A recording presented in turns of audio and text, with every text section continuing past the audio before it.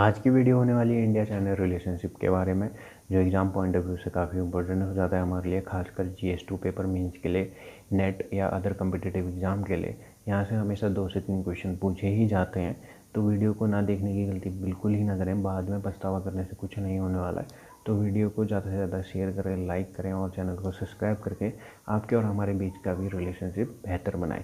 तो चलिए करते हैं आज की वीडियो स्टार्ट। जैसा कि आप सबको पता है कि भारत और चाइना का जो रिलेशनशिप है वो काफ़ी पहले से है। आप मुझे कमेंट सेक्शन में बताना कि वो 2 फेमस कौन से यात्री हैं जो चाइना से भारत आए थे, जो काफ़ी टाइम से पूछा जा रहा है एग्ज़ाम पे। अब हम बात करते हैं मेन टॉपिक की। आपको पता है जैसे कि 15 अगस्त 1947 को भारत आज़ाद हुआ था, और जब ये आज़ादी की लड़ाई लड़ी जा रही थी उस समय हमें सपोर्ट करा गया था चाइना से। और जो वहाँ से जो मेन 2 लीडर थे वो थे माओ और चांग काई शेक। और उसी टाइम पे चाइना में भी एक रिवोल्यूशन चल रहा था जिसे हम चाइनाज कम्युनिस्ट रिवोल्यूशन या वॉर ऑफ लिबरेशन के नाम से भी जानते हैं, जिसका आउटकम ये निकला कि 1 अक्टूबर 1949 को मेन लैंड ऑफ चाइना में पीपल्स रिपब्लिक ऑफ चाइना का फॉर्मेशन हुआ। वहाँ पे भी इंडिया ने चाइना का सपोर्ट करा था। अब बात करते हैं 1950s की, जब चाइना ने तिब्बत को अपने अंदर ले लिया और तिब्बत को एज अ चाइना ही ट्रीट करना स्टार्ट करा, तो वहाँ पे भी इंडिया ने चाइना का सपोर्ट करा। 1 अप्रैल 1950 को इंडिया पहला नॉन सोशलिस्ट स्टेट बना जिसने अपने रिलेशनशिप चाइना के साथ बनाए। तो ये क्वेश्चन पूछ सकते हैं ये वाला पार्ट। अब हम बात करते हैं मध्यम राज्य सिद्धांत की। देखो ये पूछ सकता है कि मध्यम राज्य सिद्धांत के क्या पॉइंट्स हैं, तो वो अच्छे से सुनना। ये कहता है कि चीन स्वर्ग के सबसे निकट है। अब ये पता नहीं है या नहीं। और दूसरा पॉइंट है सेंटर ऑफ अर्थ, ये तो कह सकते हैं कि सेंटर ऑफ अर्थ है थोड़ा। और तीसरा कहता है कि हम सभ्य हैं अन्य बर्बर हैं, ये तो बिल्कुल गलत है। अब यहाँ पे बात करते हैं माओ की। माओ क्या कहता है? माओ कहता है कि चीन हाथ है तो तिब्बत हथेली। उस तिब्बत की 5 फिंगर्स हैं। एक है नेपाल, दूसरा भूटान, तीसरा लद्दाख, चौथा सिक्किम और 5वां अरुणाचल प्रदेश। देखो यहाँ पे अरुणाचल प्रदेश को पहले नेफा कहा जा सकता है, कहते थे। अब हम बात करें यहाँ पे क्या क्वेश्चन पूछ सकते हैं। वहाँ आपसे पूछ सकते हैं कि फॉर्मेशन ऑफ स्टेट्स को अरेंज करिए। देखो लद्दाख कब बना है? 31 अक्टूबर 2019, सिक्किम 16 मई 1975 और अरुणाचल प्रदेश 20 फरवरी 1987। देखो ये क्वेश्चन बार बार पूछा जाता है, ये स्टेट फॉर्मेशन वाला, तो शायद इस बार यही पूछेंगे। आगे बढ़ते हैं। अब बात करते हैं 1962 वॉर की, तो जिसे चीन ने साम्राज्यवाद पूंजीवाद के बीच का युद्ध कहा। और वहीं इंडिया ने एक कमेटी बैठाई जिसने अपनी रिपोर्ट दी थी कि वॉर एक्चुअली हुआ क्यों। उस कमेटी का नाम था हेंडरसन ब्रुक्स रिपोर्ट। तो ठीक है, ये क्वेश्चन भी पूछ सकते हैं कि कौन सी कमेटी इंडिया के द्वारा बनाई गई थी, और वहीं चाइना की तरफ से कोई भी कमेटी नहीं बनाई गई। एक और क्वेश्चन बनता है यहाँ पे कि उस समय इंडिया के डिफेंस मिनिस्टर कौन थे? तो वो थे VK कृष्ण मेनन। और उस समय नेहरू इंडिया पे नहीं थे, वो थे एक्चुअली लंदन पे। अब बात करते हैं पंचशील समझौते की। देखो जो पंचशील समझौता है 1954 में नेहरू द्वारा बनाया गया क्योंकि नेहरू गौतम बुद्ध से काफ़ी प्रभावित थे, तो उन्होंने उन्हीं से प्रभावित होकर ये 5 सिद्धांत दिए जो चाइना और भारत के बीच के हैं। पहला सिद्धांत कहता है कि आपसी सम्मान की भावना बनाए रखेंगे भारत और चाइना। दूसरा सिद्धांत कहता है कि एक दूसरे पर आक्रमण नहीं करेंगे। अब देखो ये आक्रमण वाली बात तो 1962 में ही ख़त्म हो गई। और तीसरा बात है कि आंतरिक मामलों में कोई भी इंटरफेयर नहीं करेगा। इंडिया तो करता नहीं है, पर चाइना का आपको पता है। और चौथा पॉइंट है कि समानता और फ्रेंडशिप की भावना बनाए रखेंगे। और 5th पॉइंट कहता है कि पीसफुली हम अपना काम करेंगे, कोई भी एक दूसरे पे इंटरफेयर नहीं करेगा। अब बात करते हैं अटल बिहारी वाजपेयी जी के टाइम की, 2003 में। देखो ये इसलिए इम्पोर्टेंट है क्योंकि इस समय एक ग्रुप बनाया गया था जिसकी वजह से इंडिया और चाइना के बीच में जो ट्रेड है उसको बढ़ावा मिले। तो देखते हैं कि ये कौन सा ग्रुप है। ये था कि जॉइंट स्टडी ग्रुप जो चाइना भेजा गया था, जिसकी वजह से इंडिया और चाइना के बीच में ट्रेड अच्छा हो सके। और उसका रिज़ल्ट क्या निकला? देखो, उसका रिज़ल्ट ख़राब ही निकला है। क्योंकि देखो, जो इंडिया में फॉरेन डायरेक्ट इन्वेस्टमेंट होता है वो चाइना की तरफ से 5%, बट वहीं देखें इंडिया के इन्वेस्टमेंट चाइना में कितना है? सिर्फ 1% है। एक क्वेश्चन और है यहाँ पे कि SBI की ब्रांच चाइना में कहाँ है? हुआ है शंघाई में। और दूसरा क्वेश्चन है 2006 वो किस नाम से जानते हैं? Year of India China friendship. एक और क्वेश्चन है अलगप्पा और जियोजैन यूनिवर्सिटीज़ हैं वो 2006 में एक साथ आई थी, ताकि जो चाइनीज़ और इंडियंस हैं उनके बीच में कंप्यूटर साइंस और इंग्लिश एजुकेशन को बढ़ावा मिल सके। अब हम बात करेंगे कि एक्चुअली हमारे डिस्प्यूट हैं कहाँ और कौन से वो क्वेश्चंस हैं जो बार बार पूछे जाते हैं। देखो, सबसे पहले बात करेंगे हम मैकमोहन लाइन की। मैकमोहन लाइन के बारे में बात करने से पहले मैं आपको दिखा दूँ ये मैकमोहन लाइन है कहाँ पे।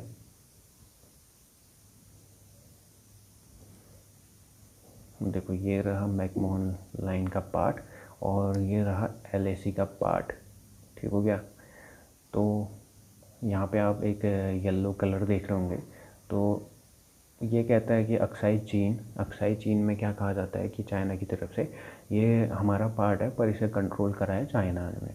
और वहीं पे अरुणाचल प्रदेश की बात करें तो चाइना कहता है कि इसे कंट्रोल करता है इंडिया, और पर ये हमारा पार्ट है। ऐसा बिल्कुल भी नहीं है। ठीक है, आप सभी को पता है। अब आते हैं वो अपने टॉपिक पे। जो मैकमोहन लाइन है एक्चुअली बनाई गई थी ब्रिटिश लोगों के द्वारा। वो कब बनी थी? शिमला कॉन्फ्रेंस 1914 में। और ये बनी थी तिब्बत के लोगों के साथ, जिसे नकार दिया था क्वांग डायनेस्टी ने। देखो, एक तो पहला पॉइंट कि ये जो ब्रिटिशर्स थे उन्होंने और तिब्बत ने एक साथ मिलकर बनाई थी, तो और जिसे क्वांग डायनेस्टी ने नकार दिया था, इसलिए चाइना भी इसे मानता नहीं है। तो पहली बात तो ये हो गई कि अब तिब्बत को उन्होंने अपने में मिला लिया, और एक जो वहाँ डायनेस्टी हुआ करती थी वो उसे मान नहीं रही है, तो चाइना क्यों माने? ठीक हो गया? और जो दूसरा डिस्प्यूट है हमारा वो नाथुला पास को लेकर है, जो है सिक्किम में। एक्चुअली इसके पास से तीस्ता रिवर भी निकलती है, और ये इसलिए डिस्प्यूट में है क्योंकि चाइना ने इसे बंद कर दिया है। यहाँ से कैलाश मानसरोवर की यात्रा भी हुआ करती थी। अब आपसे क्वेश्चन पूछ सकते हैं कि सिक्किम में कौन से दो पास हैं? एक पास है नाथुला पास, दूसरा पास है जेल्पा पास। अब तीसरा डिस्प्यूट है हमारा पैंगोंग लेक में, लद्दाख में है, LAC के पास। यहाँ पे क्वेश्चन पूछ सकते हैं कि जो पैंगोंग लेक है वो कैसी लेक है? तो ये सॉल्ट वाटर लेक है, खारे पानी की लेक है, मीठा पानी बिल्कुल भी नहीं है। तीसरा डिस्प्यूट हमारा है चाइना की तरफ से। देखो, चाइना ने क्या करा कि स्टेपल वीज़ा अलाउ करा जम्मू एंड कश्मीर और अरुणाचल प्रदेश के लोगों के लिए, क्योंकि चाइना का मानना है कि जम्मू कश्मीर में भारत दावा करता है पर वहाँ पे पाकिस्तान भी दावा करता है, इसलिए जम्मू कश्मीर के लिए स्टेबल वीज़ा अलाउ करा। पर ये 2019 से स्टेबल वीज़ा बंद है, पर अरुणाचल प्रदेश के लिए अभी भी लागू है। अब जानते हैं कि अरुणाचल प्रदेश के लिए ये क्यों है। देखो, अरुणाचल प्रदेश को वो अपना दावा ठोकता है वहाँ बार डिस्ट्रिक्ट में, और ख़ासकर तवांग को तो वो कहता है कि ये तिब्बती है, साउथ तिब्बत है, और यहाँ दलाई लामा का जाना बिल्कुल मना है। जब हाल फिलहाल में भी दलाई लामा अरुणाचल प्रदेश गए थे तो तिब्बत ने काफ़ी विरोध करा था इस बात का। अब बात करते हैं ओवर की, जो वन बेल्ट वन रोड है, जो चाइना की तरफ से 2017 में स्टार्ट करी गई, जिसका मेन मोटिव है कि यूरोप को मिडिल ईस्ट से और मिडिल ईस्ट को अफ्रीका से कनेक्ट कराया जाए। और चाइना कहता है कि ये जहाँ जहाँ ये रोड जाएगी या जहाँ जहाँ ये सी पोर्ट्स बनेंगे वहाँ पॉलिटिकली और इकोनॉमिकली डेवलपमेंट होगा। तो पहले देखते हैं कि ये कहाँ से जाने वाली है। देखो, मैं आपको दिखा दूँ, हम भारत का ही पार्ट देखेंगे, बाकी नहीं। देखो, पहला तो एक रोड आने वाली है हमारी POK वाले एरिया से। तो भाई ये काफ़ी डिस्प्यूटेड एरिया है, आपको पता है यहाँ पे अभी भी पाकिस्तान के साथ हमारे अच्छे रिलेशनशिप नहीं है।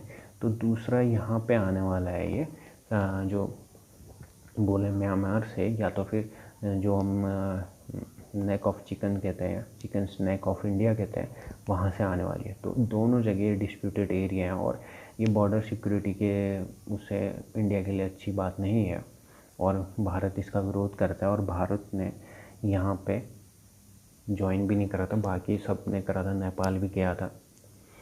अब देखो, जो पहला विरोध आता है इंडिया की तरफ से पीओके के लिए ही आता है, गिलगित और बल्टिस्तान के लिए, क्योंकि आप सभी को पता है ये पाक ऑक्यूपाइड एरिया है। और दूसरा है जो ग्वादर के बलूच हैं, उन लोगों की तरफ से वो कहते हैं कि अगर ये रोड बनेगी तो यहाँ ज़्यादा माइग्रेशन होगा और जो उनकी धरोहर है उसको खतरा हो सकता है। अब हम आगे बढ़ते हैं। आगे हमारा जो विवाद है वो डोकलाम में है, जो चुम्बी वैली के पास है। देखो, जैसे कि अभी मैंने बोला कि चिकन स्नैक ऑफ इंडिया के लिए ख़तरा है, क्योंकि यहाँ पे एक नैरो सिलीगुड़ी कॉरिडोर है जो ज्वाइन करता है नॉर्थ ईस्ट को रेस्ट ऑफ इंडिया से। एक बार हम फिर से मैप पे जाते हैं कि ये कहाँ पे है और क्यों हमारे लिए ख़तरा हो सकता है। देखो, ये बोल रहा है कि यहाँ से एक रोड लेके आता है जो बांग्लादेश म्यांमार होते हुए जाएगी, और ये यहाँ पे चुम्बी वैली पे अपना दावा ठोक रहा है। अगर ये रोड आई और ये रहा चिकन स्नैक, ये जो कॉरिडोर है यहाँ पे अगर ये रोड आई तो ये बीचों बीच आने वाली है।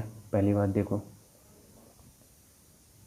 इधर से आएगी तो जो याला एरिया है इंडिया का, इसको ब्लॉक करने की सोच रहे हैं। तो जो हम बोले हैं जैसे जो नॉर्थ ईस्ट है वो अलग थलग पड़ जाएगा, जो याला एरिया है ये अलग थलग हो जाएगा। तो ये इंडिया के लिए फिर से अच्छी बात नहीं है और इंडिया इसका विरोध करता है।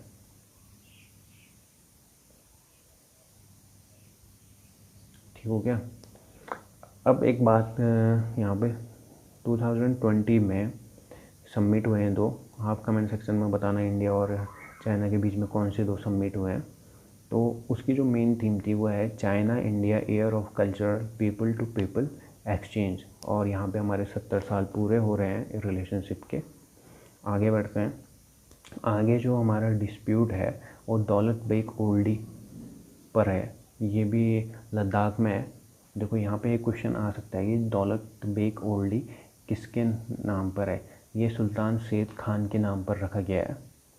देखो, ये कहाँ पे है, जो eastern most point of Karakoram range है जो पीओके के पास आती है, तो ये वहाँ पे है। वहाँ पे भी काफ़ी डिस्प्यूट चल रहा है। और फिर अगला डिस्प्यूट हमारा है सिप्पिला दर्रे पर, जो हिमाचल पे है। वहाँ पे क्या हुआ है कि चाइना की तरफ से अतिक्रमण करा गया है। और एक बात मैं यहाँ पे बताना चाहूँगा आपको कि जब कोल्ड वॉर चल रहा था तो उस समय भारत चीन के संबंध कैसे थे, वो थे नॉन जीरो सम गेम पर आधारित थे। तो ये क्वेश्चन पूछ सकते हैं कि ड्यूरिंग कोल्ड वॉर भारत चीन के संबंध कैसे थे, वो थे नॉन जीरो सम गेम पर आधारित थे। अब करते हैं हम आर्थिक संबंध की बात, जो 1984 में ट्रेड एग्रीमेंट के बाद स्थापित हुए। अब इसका रिजल्ट देखो कैसा है, कहाँ फ़ायदा हुआ है और बाइकआउट चाइना क्यों सक्सेसफुल नहीं हो पा रहा है। भारतीय अर्थव्यवस्था में डिपेंडेंसी सिंड्रोम का विकास हो रहा है। देखो, हम डिपेंड हो गए हैं चाइना पे। आप देखोगे घर पे नेल कटर भी मेड इन चाइना होता है। अब देखो, इससे क्या हुआ कि जो पहले 3 बिलियन का ट्रेड हुआ करता था, अब अराउंड 100 बिलियन ऑफ ट्रेड होने लगा है। और 2019 में तो 92.68 बिलियन का हमने चाइना के साथ ट्रेड करा है। आप सोच सकते हो आप कितना ज़्यादा ट्रेड हुआ है, और वो है 20% ऑफ वर्ल्ड जीडीपी। देखो, जो वर्ल्ड की जीडीपी है उसका 20% ट्रेड तो हमने सिर्फ चाइना के साथ ही करा। और ये विश्व में दो कंट्रीज़ के बीच में सबसे ज़्यादा ट्रेड होने वाले भी यही हैं, चाइना और इंडिया। अब यहाँ पे जो घाटा है वो खासकर इंडिया को होता है। यहाँ पे देखो कितना घाटा हुआ हमें, 51.11 बिलियन का घाटा हुआ है 2019-18 में। सोच सकते हो कितना ज़्यादा हुआ है। और वहीं बात करें सिंगापुर की, तो सिंगापुर चाइना को इंडिया से भी डबल एक्सपोर्ट करता है चाइना को, और वहाँ से प्रॉफिट कमाता है। अब एक्चुअली इसका जो मेन पॉइंट है कि क्यों हो रहा है ये, वो जानते हैं। देखो, इसका एक ड्रॉबैक इसलिए है क्योंकि इंडिया से रॉ मटेरियल आता है चाइना, और चाइना से आता है फिनिश्ड प्रोडक्ट इंडिया में। तो देखो अब रॉ मटेरियल तो सस्ता जाएगा और वहाँ से कुछ बन के आ रहा है तो वो तो महंगा महंगा होना ही है। और जो फिनिश्ड प्रोडक्ट्स हैं वो चाइना एक्सपोर्ट करता है अदर कंट्रीज़ में भी। तो देखो इंडिया से भी फ़ायदा उठा रहा है और अदर कंट्रीज से भी फ़ायदा उठा रहा है। और हम क्या कर रहे हैं, सिर्फ रॉ मटेरियल बेच रहे हैं। और जो स्मॉल इंडस्ट्रीज़ थी, जो गांधी जी का मोटिव था कि हमें स्मॉल इंडस्ट्रीज़ में फोकस करना चाहिए, वो तो हुआ नहीं, उल्टा हमें घाटा हुआ।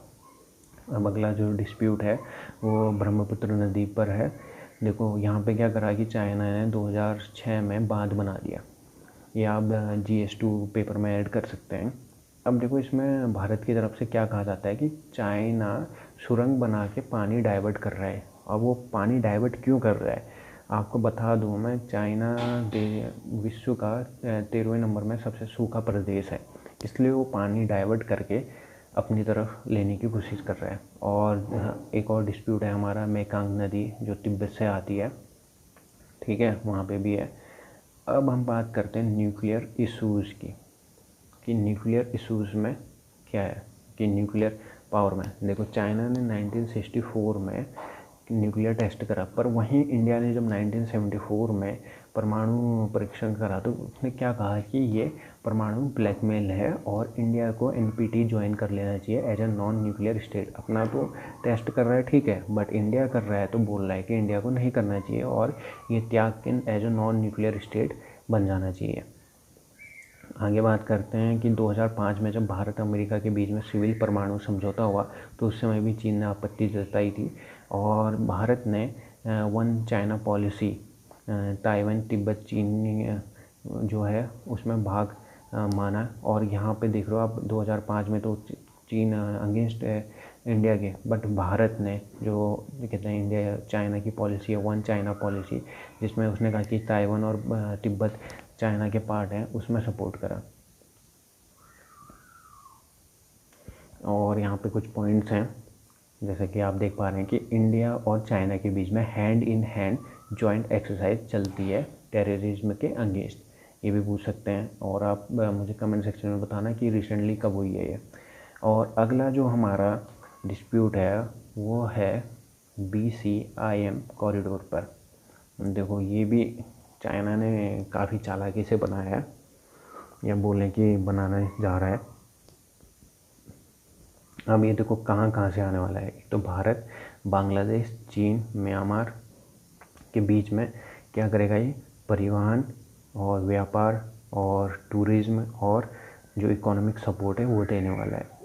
अब इसे पहले किस नाम से जानते थे, कुनमिंग इसका पुराना नाम है, ये पूछ सकते हैं। अब देखो ये चाइना ने क्यों बनाया, ये भारत, बांग्लादेश, म्यांमार के लिए नहीं बनाया है, ये अपने लिए ही बनाया है। जो जीजियांग और यूनान क्षेत्र हैं, एक बार मैं आपको दिखाऊं, जो ये वाला पार्ट है चाइना का, यहाँ पे ये पड़ते हैं। तो ये क्या है कि अलग थलग है ना, यहाँ से समुद्र से रास्ता है ना रोड वगैरह कुछ है। तो ये सबसे पिछड़े स्टेट्स हैं चाइना के।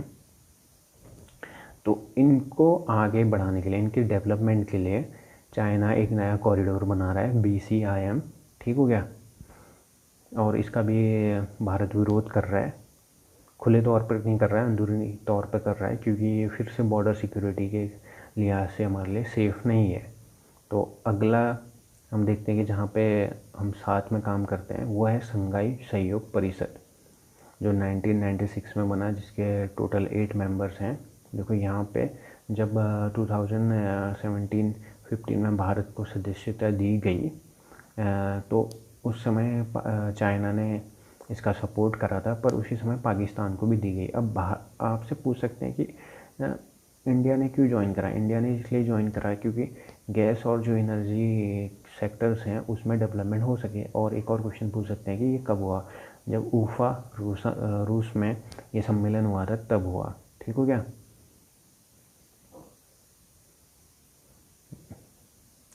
यहाँ पे एक ये पूछ सकते हैं कि पहले जो परमानेंट मेंबर्स हैं वो कौन थे, ठीक है, रूस, चाइना, कजाकिस्तान, किर्गिस्तान, तजाकिस्तान, ठीक हो गया। और ऑब्जर्वर स्टेट्स भी पूछ सकते हैं आपसे कि कौन कौन से हैं, ठीक है। और इसका जो मोटिव है मेन वो है कि जो इकोनॉमिक कंडीशंस है, आतंकवाद है और जो ड्रग्स का ट्रांसपोर्ट होता है उसको रोका जाए। और ये क्यों बना बेसिकली ये पूछ सकते हैं आपको। और ये ध्यान देने वाली बात भी, अगर आपसे मेंस के पेपर में ऐड करेंगे तो आपके मार्क्स बढ़ने ही बढ़ने हैं।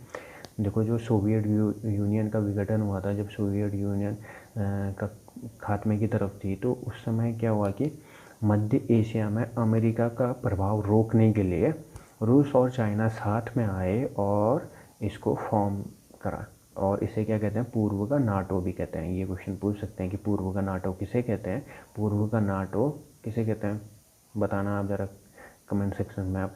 और जो उसकी लैंग्वेजेस हैं वो रशियन और चाइनीज लैंग्वेज हैं जिसमें एक काम करते हैं। और एक और क्वेश्चन है यहाँ पे, डायलॉग पार्टनर्स कौन कौन से हैं, ठीक हो गया, ये भी पूछ सकते हैं आपसे। और इसी के मद्देनज़र इंडिया ने क्या करा कि 2012 में कनेक्ट सेंट्रल एशिया नीति अपनाई, ठीक हो गया, तो जिसके चलते हुए 2017 में भारत इससे ऐड हुआ। अब देखते हैं कि करंट टाइम में क्या सिचुएशन है। देखो करंट टाइम में अभी हाल फिलहाल में 2 समिट हैं जो आपने मुझे कमेंट सेक्शन में बताने हैं। और ये कुछ क्वेश्चंस हैं कि सिस्टर स्टेट्स रिलेशनशिप्स, इंडिया की सिटीज़ और चाइनीज़ सिटीज़, और एक जापान की और यूएसए की है, तो उनके बीच में ये रिलेशनशिप है। ये एक्चुअली सिस्टर स्टेट रिलेशनशिप क्या है वो मैं आपको बता देता हूँ। देखो ये इसलिए होता है कि जो दोनों सिटीज़ हैं वहाँ के जो कल्चरल और कॉमर्शियल सेक्टर हैं उसको हम प्रमोट करें, ठीक हो गया। और इंडिया क्या कर रहा है कि क्यूमिन में योगा कॉलेज की स्थापना कर रहा है, तो ठीक हो गया। आप वीडियो को ज़्यादा से ज़्यादा शेयर करें और लाइक करें, चैनल को सब्सक्राइब करें। मिलते हैं अगली वीडियो पे और अपनी तैयारी जारी रखें। देखो कोविड अभी आया है पर इसे हम जल्दी जीत जाएंगे, तो अपनी तैयारी बिल्कुल छोड़ना मत। तो मिलते हैं अगली वीडियो पे, तब तक के लिए जय हिंद, जय भारत।